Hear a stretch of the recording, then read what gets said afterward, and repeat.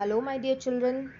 Today we are going to read and understand lesson 3 from our course book, and name of the lesson is The Little Girl. It is written by Catherine Mansfield. So the title of the story, The Little Girl, it refers to the main character that we will come across, a little girl named Kezia. छोटी सी प्यारी सी बच्ची है Kezia, जिसके बारे में आप पढ़ेंगे. And theme of the story is the relationship between children and their parents. So children, before we begin the lesson, here's a question for you. Do you feel you know your parents better now than when you were much younger? Perhaps you now understand the reasons for some of their actions that used to upset you earlier. ऐसा ज़रूर होता होगा आपके साथ. आपको लगता होगा कि मेरे पेरेंट्स बहुत स्ट्रिक्ट हैं, मुझे बहुत कंट्रोल करते हैं और हर चीज़ के लिए दे से नो नो. लेकिन जैसे जैसे आप बड़े होते हो, आप मैच्योर होते हो, आप रियलाइज़ करते हो कि पेरेंट्स स्ट्रिक्ट तो ज़रूर हैं, लेकिन वो हमें प्यार भी बहुत करते हैं. दे लव अस सो मच. तो यहाँ स्टोरी में भी आप यही देखने वाले हो कि जो एक्शंस अपने पेरेंट्स के आपको किसी टाइम में ख़राब लगते थे या आपको लगता था कि बहुत स्ट्रिक्ट हैं आपके लिए, आपको पता चलता है लेटर ऑन कि वो स्ट्रिक्टनेस आपके बेटरमेंट के लिए थी, आपके फ़ायदे के लिए थी, आपके भले के लिए थी, क्योंकि वो भी आपसे बहुत प्यार करते हैं. This story about a little girl whose feelings for her father change from fear to understanding will probably find an echo in every home. अब देखिए एक वर्ड, आप ये फ्रेज नया सुन रहे हो यहाँ पे, find an echo in every home. Find an echo का मतलब क्या हुआ? It means that all the children will feel the same way. आप सबको लगेगा कि ऐसी कहानी जो है ये तो मेरी सी ही है बिल्कुल. आप सब रिलेट कर पाएंगे इस छोटी सी बच्ची के साथ जिसका नाम है केजिया, क्योंकि केजिया जो है आप देखेंगे स्टार्टिंग जो होती है स्टोरी की, तो she is very fearful towards her father. उसे डर लगता है अपने पापा से, बट लेटर ऑन वो अंडरस्टैंड करती है, उसे समझ में आ जाता है that her father is very concern for Kezia and he is also very loving. तो आप यही देखने वाले हो कि एक बच्चे में और उसके पेरेंट्स में कितना कनेक्शन होता है. So let us begin the chapter. To the little girl, he was a figure to fear and avoid it. Little girl यहाँ पे बोला गया है केजिया को, and he यहाँ पे है केजिया के father. So केजिया के लिए केजिया के father जो है वो क्या थे? A figure to fear, यानी ऐसे इंसान जिससे डर लगे और जिसे वो avoid करती थी. Every morning before going to work, he came into her room and gave her a casual kiss, to which she responded with goodbye father. तो केजिया जो है वो अपने पापा से बहुत डरती है और उन्हें अवॉइड करती है. She tries to remain away from him. और हर सुबह क्या होता है, before going to work Kezia's father would come in her room. Kezia के रूम में आते हैं और एक कैजुअल सा किस देते हैं उसे. जैसे आप सभी स्कूल आते हो, कहीं जाते हो तो बाय बाय करते हो, अपने पेरेंट्स को किस देते हो, आप बहुत छोटे से होते हो, है ना. तो वैसे उसके पापा जो हैं केजिया के, he would give her a casual किस, एंड रिप्लाई में केजिया क्या करती थी, she would say goodbye father.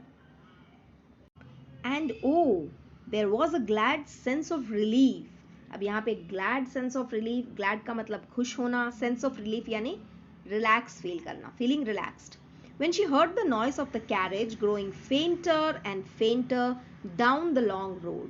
तो जब वो अपने पापा की गाड़ी, कैरेजेस जो हैं उस टाइम में हो सकता है कोई कार्ट्स वगैरह, हॉर्स कार्ट जैसे तांगा वगैरह कुछ होगा जो भी उस वक्त, जैसे आज के टाइम में कार होती है, तो जैसे ही वो कैरेज की आवाज़ सुनती उसे रिलैक्स फील होता कि ओ पापा गए. वाई? बिकॉज उसे बहुत डर लगता था अपने पापा से. She was very afraid of him. तो जैसे ही वो जाते घर से, she was relieved. In the evening, when he came home, she stood near the staircase and heard his loud voice in the hall. जब वो काम से वापस आते और केजिया को आवाज़ सुनाई देती अपने पापा की लाउड वॉइस, क्या बोलते थे वो? Bring my tea into the drawing room. Hasn't the paper come yet? Mother, go and see if my paper's out there and bring me my slippers. तो एक साथ इतने सारे ऑर्डर उसके पापा दे देते थे कि मेरी चाय दे दो, न्यूज़पेपर दे दो, मेरे स्लीपर्स भी दे दो. और वो बच्ची जो है केजिया, वो सीढ़ियों के पास डरी हुई खड़ी रहती थी. Kezia, mother would call to her, if you are a good girl, you can come down and take off father's boots. तो केजिया की मदर केजिया को बुलाती और कहती कि बेटा तुम तो बहुत अच्छी लड़की हो, जल्दी से नीचे आओ और पापा की शूज उतार के रख दो. Slowly, the girl would slip down the stair. Slip down is to come down. More slowly still across the hall and push open the drawing room door. तो केजिया को अपने पापा का इतना डर लगता था कि वो बहुत धीरे धीरे क्वाइटली अनविलिंगली बिना मन से नीचे आती थी, because she feared him a lot. By that time he had his spectacles on and looked at her over them in a way that was terrifying to the little girl. Terrifying is डरावना. तो just imagine, Kezia के father जो है वो drawing room में sofa पे बैठे हुए हैं और उन्होंने चश्मा लगाया हुआ है, and he is looking at Kezia. चश्मे में से देख रहे हैं वो. And now the way he looks at her, जैसे वो देखते हैं तो केजिया को बहुत ही डर लगता है देखते ही. शी वाज हॉरिफाइड, क्योंकि ऐसा लगता था कि पापा मुझे घूर रहे हैं. Well, Kezia, hurry up and pull off these boots and take them outside. Have you been a good girl today? तो केजिया जैसे ही कमरे में, उसमें ड्राइंग रूम में जाती थी, तो फादर उससे बोलते कि जल्दी करो केजिया, जल्दी से शूज खोलो और उन्हें रूम के बाहर रख के आओ. और फिर वो उससे पूछते केजिया से, have you been a good girl today? आज तुम अच्छी बच्ची बन के रही या नहीं? और केजिया क्या जवाब देती? I don't know father. अब कई बार जब हम डर जाते हैं तो क्या होता है, हम अटकने लगते हैं. We are not able to say the sentence properly. तो केजिया के साथ भी यही हो रहा है. सो केजिया ने जैसे ही अटक अटक के बोला तो उसके फादर भी उसकी कॉपी करते हैं और कहते हैं, you don't know, if you stutter like that mother will have to take you to the doctor. Stutter is stammer, अटक के बोलना, टू स्पीक विद पॉज. तो केजिया के फादर उसकी कॉपी करके पूछते हैं कि तुम अगर ऐसे ही स्टटर करती रही, तुम स्टैमर करती रही, अटक अटक के बोलती रही, तो माँ को तुम्हें डॉक्टर के पास ले जाना पड़ेगा चेकअप के लिए. She never stuttered with other people, had quite given it up, but only with father, because then she was trying so hard to say the words properly. तो यहाँ पे राइटर हमें बताना चाह रहे हैं कि केजिया कभी स्टैमर नहीं करती थी. जब भी वो बाकी सबसे बात करती थी तो बहुत अच्छे से बोलती थी, लेकिन जैसे ही वो पापा से बात करती, अपने फादर से बात करती, उसका कॉन्फिडेंस खत्म हो जाता था. ऑब्वियसली आप जिससे भी डरते हो उसके सामने आपकी बोलती बंद हो जाती है ना. So that is why she tried very hard to speak, और उस कोशिश में क्या होता था, वो स्टैमर करने लगती थी. What's the matter? What are you looking so wretched about? wretched is sad. तो अभी केजिया के फादर उसे देखते हैं and he feels that something is wrong with her. तो पूछते हैं, व्हाई यू सो अनहैप्पी, इतने सैड क्यों हो तुम? Mother, I wish you thought this child not to appear on the brink of suicide. Brink of suicide यानी बिल्कुल जो मरने की पोजीशन पे हो. तो वो अपनी मदर से कहते हैं कि केजिया को कुछ बिहेव करना सिखाओ भाई. ऐसा लगता है जैसे वो इतनी दुखी है कि अभी सुसाइड कर लेगी. Here Kezia, carry my tea cup back to the table carefully. और उसके बाद वो केजिया को कहते हैं, अपना टी कप जो चाय पी चुके थे वो कप देते हैं और उसे कहते हैं कि go and keep it back on the table.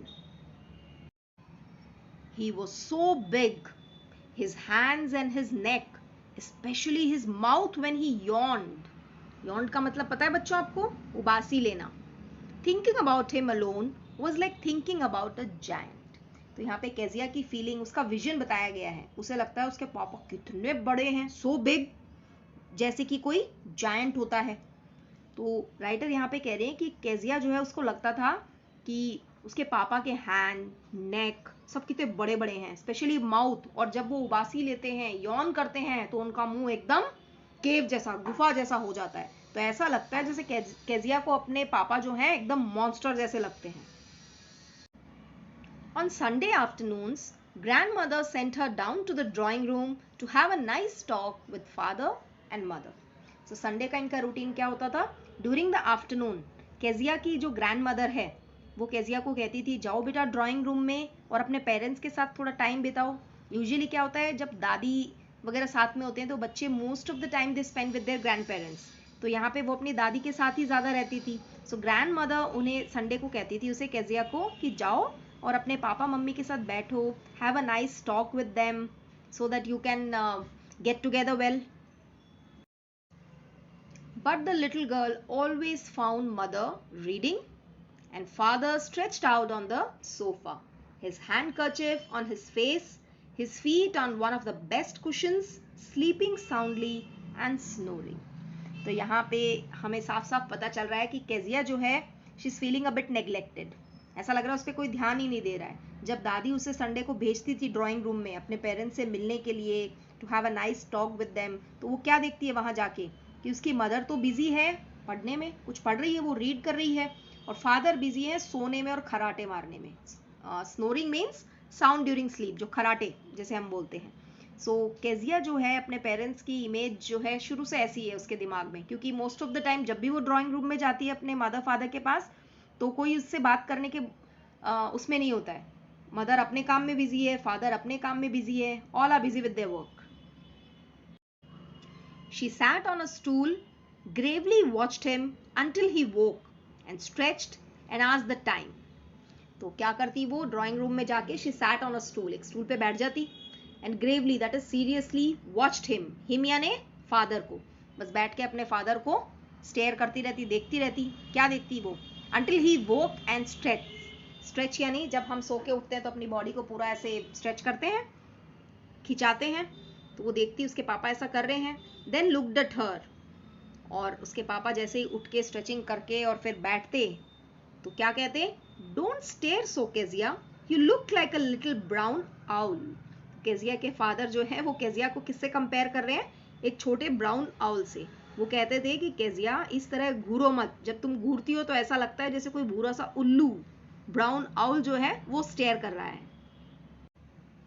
One day, when she was kept indoors with a cold, her grandmother told her that father's birthday was next week and suggested she should make him a pincushion for a gift out of a beautiful piece of yellow silk. तो एक बार Kezia की तबीयत ठीक नहीं थी, यानी ये है ना with a cold, that means उसे जुकाम वगैरह लगी होगी, so she was supposed to stay home. तो उसकी ग्रैंड मदर ने सजेस्ट किया कि अगले हफ्ते तुम्हारे फादर का बर्थडे आ रहा है, तो तुम उनके लिए एक अच्छा सा गिफ्ट बनाओ। और केजिया को दादी ने कहा that you can make a pin cushion, एक कुशन बना सकती हो, और येलो कलर का सिल्क का कपड़ा भी दिया बनाने के लिए। Laboriously with a double cotton the little girl stitch 3 sides. Laboriously का मतलब होता है विद लॉट ऑफ एफर्ट्स, बड़ी मुश्किल से, खूब मेहनत लगा के केजिया ने क्या किया? डबल कॉटन लेके और 3 sides, जैसे हम कुशन बनाते हैं ना, तो कुशन में उसने 3 साइड्स सिल दी। अब तीसरी साइड हम, चौथी साइड जो है वो हम स्टफिंग करने के बाद सिलते हैं, है ना? तो 3 साइड वो सिल चुकी है। But what to fill it with, अब उसे फिल करना था, उस कुशन में क्या फिल करें? That was the question. The grandmother was out in the garden and she wandered into mother's bedroom to look for scraps. Scraps यानी कपड़े के या पेपर के जो टुकड़े हैं जो कुशन के अंदर भरे जा सके। तो उस वक्त दादी तो थी नहीं, गार्डन में गई हुई थी, तो उसने सोचा चलो मैं ही देख लेती हूँ। तो वो अपनी मम्मी के बेडरूम में गई स्क्रेप्स ढूंढने के लिए कि शायद कुछ थोड़े छोटे मोटे बिट्स ऑफ पेपर या कुछ क्लॉथ कुछ मिल जाए मुझे, जिससे मैं इस कुशन को फिल कर दूं। On the bed table she discovered a great many sheets of fine paper, gathered them up, tore them into tiny pieces and stuffed her case, then sewed up the fourth side. तो Kezia जो है वो एक छोटी लड़की है, young है वो, उसे नहीं पता है क्या नहीं है। उसने क्या किया? डिस्कवर यानी मिलना। उसे बहुत सारी शीट्स मिल गई बेड टेबल पे। उसने क्या किया? उनको गैदर किया, इकट्ठा किया। इकट्ठा करने के बाद तोड़ देम, उनके टुकड़े टुकड़े कर दिए, छोटे छोटे पीसेस कर लिए। और उसके बाद जो पिलो जो बना रही थी कुशन अपने पापा के लिए, उसमें स्टफ कर दिया उसको और उसे सू कर दिया। सूविंग इज सिलाई कर देना। और जो फोर्थ साइड है वो भी बंद कर दी, यानी अब कुशन पूरी तरह से तैयार हो चुका है। अब वो कुछ खराब नहीं करना चाहती थी, लेकिन यहाँ हमें ये चीज़ तो समझ आ ही रही है कि उसने कोई पेपर जो टेयर किए हैं, जो फाड़े हैं, वो कुछ इंपॉर्टेंट पेपर थे, कुछ गलती उससे हो गई है। अब आगे क्या होने वाला है जब फादर को पता चलेगा? ये ऑलरेडी बहुत डरती है अपने फादर से, अब जब उनको पता चलेगा कुछ इंपॉर्टेंट पेपर्स उनके गायब हो चुके हैं, so what will happen now? So that we are going to see now later. That night there was a hue and cry in the house. Hue and cry यानी खूब अफरा तफरी, बहुत शोरगुल हुआ उस दिन, उस रात को घर पे। Father's great speech for the port authority had been lost. Port authority कोई एक इम्पॉर्टेंट पर्टिकुलर मीटिंग होने वाली थी फादर की, और इन्होंने इस मीटिंग के लिए एक बहुत ही बढ़िया स्पीच लिखी थी और वो स्पीच खो गई है। अब हमें पता है वो स्पीच कहाँ गई है, and I hope you all also understood it. Rooms were searched, servants questioned. सभी को पूछा गया, सारे रूम्स को सर्च किया गया, भाई कहीं तो वो पेपर मिल जाए, लेकिन किसी को नहीं पता था. Finally mother came into Keziah's room. अब जब कहीं पे कुछ भी नहीं मिला तो मम्मी ने सोचा चलो बच्ची है भाई, घर पे पूछ लेते हैं उसको. So she came into Keziah's room. अब आगे क्या हो रहा है वो हम नेक्स्ट पार्ट में देखेंगे. केजिया क्या जवाब देती है क्या नहीं है. इस पार्ट में अगर आपको कुछ भी समझ में नहीं आया है, if there is still any doubt, you can ask me any time. Okay, have a good day.